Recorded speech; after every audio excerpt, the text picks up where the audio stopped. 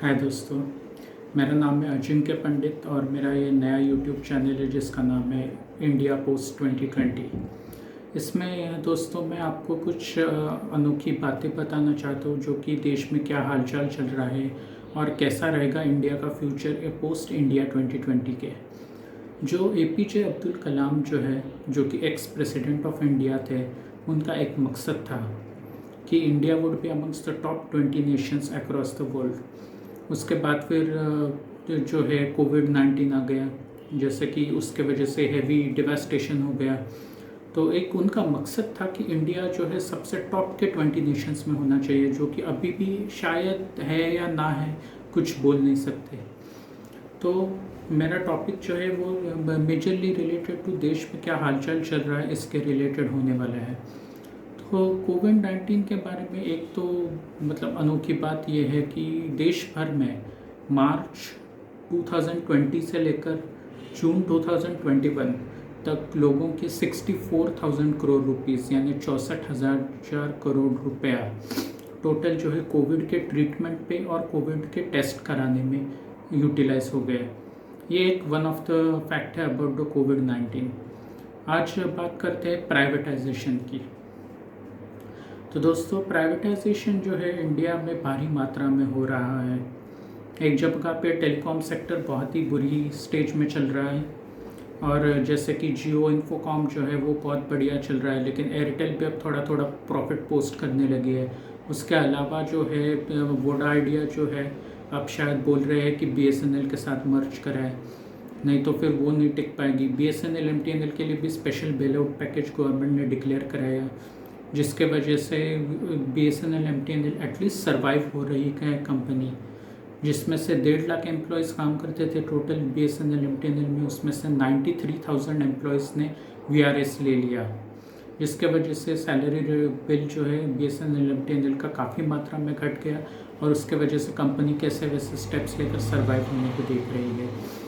तो majorly public sector का यही ड्रॉबैक होता है कि जो है कंपनीज जो है मतलब बहुत ड्यू टू हाई करप्शन रहे या कुछ निग्लिजेंस रहे, उसके वजह से काफ़ी बार ठीक से नहीं चल पाती है।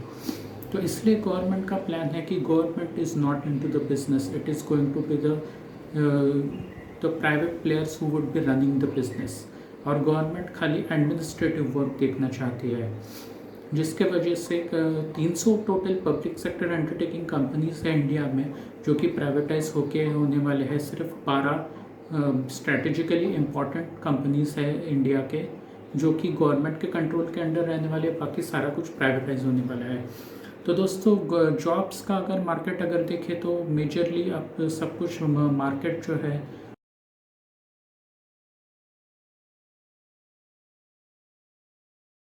वो पूरा प्राइवेटाइज हो चुका है और प्राइवेट जॉब्स के ही डिमांड जॉब्स जो है मतलब ट्रेंडिंग है। काफ़ी लोग गवर्नमेंट जॉब्स के लिए काफ़ी भीड़ में खड़े रहते हैं। पहले तो ऑफलाइन प्रोसेस रहता था, अब ऑनलाइन प्रोसेस रहता है, तो ह्यूज नंबर ऑफ़ एप्लीकेंट्स रहते हैं जो कि एग्ज़ाम्स के लिए अपीयर कराते हैं और उसके बाद फिर सेलेक्ट होते हैं, कोई नहीं होते। तो अब private companies is going to be the future, ऐसा कहा जा सकता है। बिकॉज भारत पेट्रोलियम एक बहुत बड़ी कंपनी जिसमें से गवर्नमेंट 90,000 करोड़ रुपीस निकालना चाहती है प्राइवेटाइज करके, और ऐसे 300 पब्लिक सेक्टर कंपनीज है जिसको प्राइवेटाइज कराने वाले हैं, जिसमें राष्ट्रीय केमिकल्स एंड फर्टिलाइजर्स भी है, भारत हेवी इलेक्ट्रिकल्स है, भारत इलेक्ट्रॉनिक्स लिमिटेड है, उसके बाद भारत अर्थ मूवर्स लिमिटेड है। ऐसे काफ़ी सारे कंपनीज जो है प्राइवेटाइज होने को देख रहे हैं। तो उसके बाद फिर होता है कि और एक न्यूज़ है, वो है बैंक्स की। तो बैंक्स में भी आईडीबीआई बैंक है, बैंक ऑफ इंडिया है, बैंक ऑफ महाराष्ट्र है और कई ऐसे पब्लिक सेक्टर बैंक्स है जो कि अब प्राइवेटाइज होने वाले हैं।